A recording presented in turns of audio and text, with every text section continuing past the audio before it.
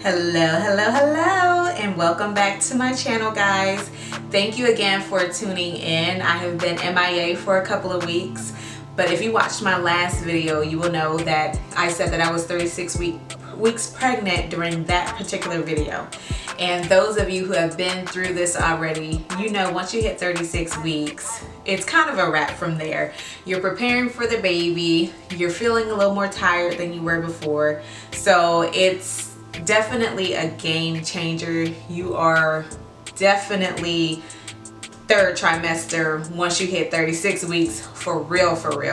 So yeah, so that's kind of where I've been, just trying to get things ready for the baby. We've just been trying to make sure all of her clothes are washed, get the house prepared, cleaned, you know, all that stuff. We don't want to bring her into a dirty home at all. So I'm just gonna get into a few of the symptoms from week 36 and week 37.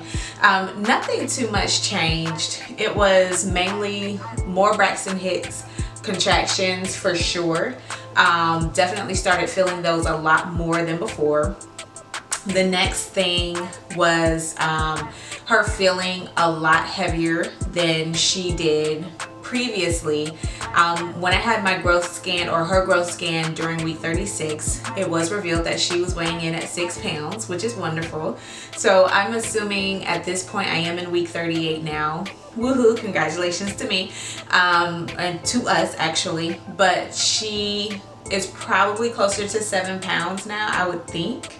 But I won't know until she's born. So speaking of that 36-week appointment, I was informed that she will definitely be here during week 39. We scheduled, or tentatively scheduled, an induction for that week.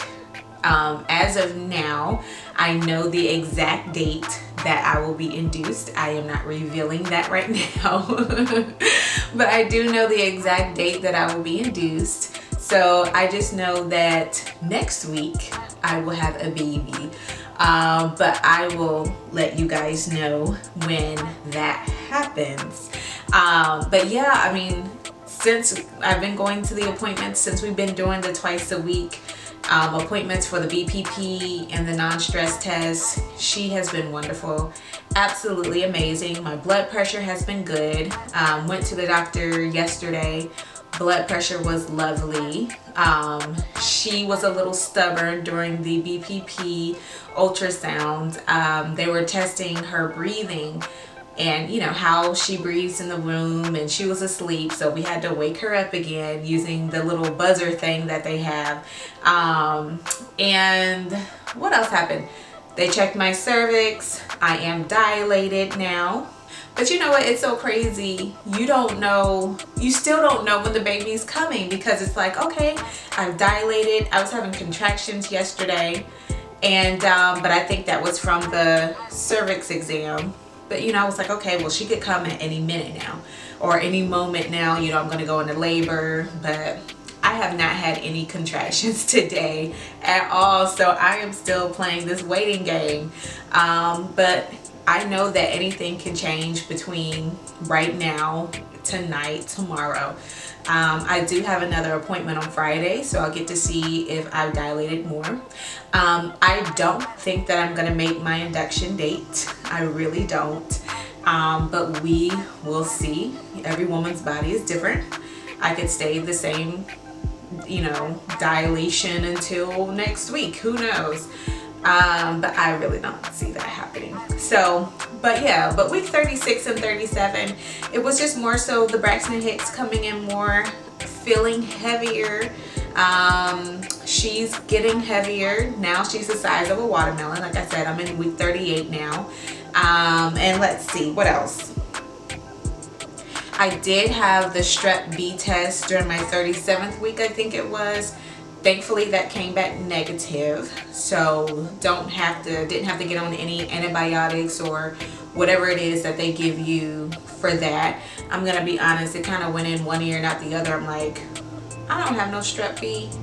So, but yeah, I understand you guys have to do what you have to do.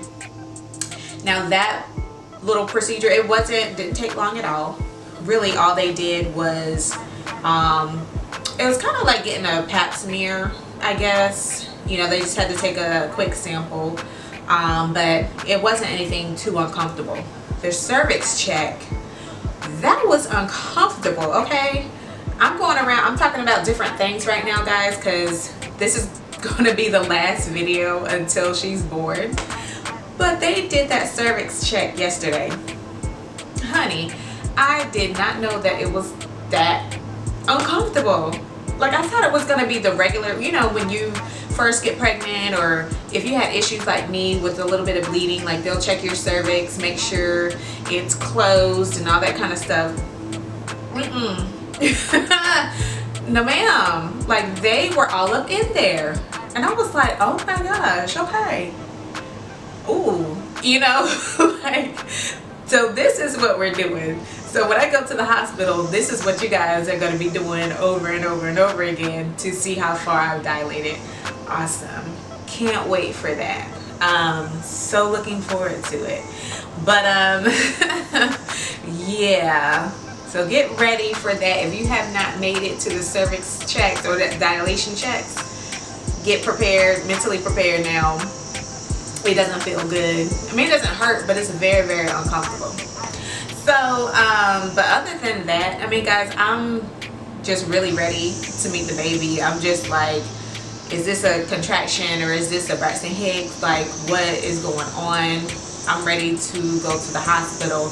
I'm ready to get it over with. I'm ready to feel the pain. Like I told you guys, I'm going to try to do it unmedicated. I was talking to my mom today, and we'll see if I can go through with it unmedicated. I guess it just depends on how long I'm in labor, but we will see, guys. I'm gonna try. I will update you guys if I'm able to do it completely natural, no pain meds, no epidural. I will let you know. But to hear that it's excruciating pain, I have a high pain tolerance, but excruciating pain, yes, honey, we will see about that, okay? The next thing I want to talk about are TMI symptoms. I got a comment on my last video asking if I experienced any TMI symptoms during my pregnancy. And honestly, I probably forgot a lot of them. Since I did start my vlog so late in my pregnancy, I wish I would have written down every single symptom that I've had. But I definitely have had some TMI stuff. So if you don't want to hear about any nasty TMI stuff, go ahead and cut this video. Thank you guys for watching. I appreciate it. But there's a few things. So it was asked that I have dealing with gas and farting. Let's just go ahead and put it out there. Did I deal with that? Yes, of course. I don't remember it being like excessive, you know, but definitely gas is something that I dealt with. Thankfully, my husband and I are very comfortable with each other. You know, that can be good or bad. But we are comfortable with each other, so I mean, it was like, it is what it is. I'm pregnant. If I gotta let something go, I gotta let something go. I mean, what do you want me to do? So definitely had, you know, the gas was there. And that was mainly like first and second trimester, I feel like, where I probably had, you know, more gas than usual. Constipation, jeez, that has probably been the worst for me, to be honest. Constipation, that was like pretty much throughout the entire pregnancy. Got worse during second trimester, definitely third trimester. It has been bad. Like, I just bought some Miralax probably like a week or two ago, because I was like, I can't do this anymore. It's like, I need something. And then I hear after in postpartum, like your first poo is hard and all this kind of stuff, and I'm like, let me go ahead and get the Miralax now, so I don't even have to deal with that, hopefully. Because yeah, I don't like being constipated, so that is definitely one of the things. The bladder issues, I talked about this in my first and maybe second vlog. I did have issues with using the bathroom because my baby was sitting on my urethra. Also could have been my tilted uterus. It was just a lot of different things that it could have been. But looking back, I think it was just she was blocking my urethra. But yeah, dealing with that. And once we, I had to get a catheter about 2 or 3 times. So, I mean, that is not fun. Having a bag beside you at all times. It's not sexy at all. I mean, having a bag of pee, right beside you. And I would try to cover it up. Like, I would try to wear pants. Thankfully, it was during, the cold months, and so I could cover it up. I didn't want my husband to see my bag. But yeah, so had to have a catheter. It was either 2 or 3 times. But once we found out that I could do the puppy dog pose to move her off my bladder, I literally sat in the middle of the living room or wherever. I started going to doing it in the bathroom. But the first time I sat in the living room with a towel and a bowl, big bowl, and sat in the puppy dog pose and just peed on myself. I mean, that's the only way I could find some relief. So it was so funny. We would go, if we had to leave the house, I would bring my bowl with me just in case. Like, it was, when you think back on some of the stuff that we've been through pregnant, it's like, wow, I can't believe I went through that, but I would do it again. In the moment, you're like, man, this is crazy. This really sucks. And then you get to where I am now, to where the baby is about to come, and you're like, okay, I can do it. It wasn't that bad. Like, I can do this again. So, but yeah, I think the bladder thing was definitely probably my most TMI thing. Incontinence. Yeah, I have had some incontinence. I would say definitely getting into like my maybe like 32nd, 33rd week it started. But yeah, had some incontinence. Like when the baby was hitting my bladder, it would cause, if I already had to use the bathroom and I was kind of trying to either hold it or it just kind of came and she did something and it kind of beat on my bladder, some would leak out. Yeah. So do those Kegel exercises, ladies.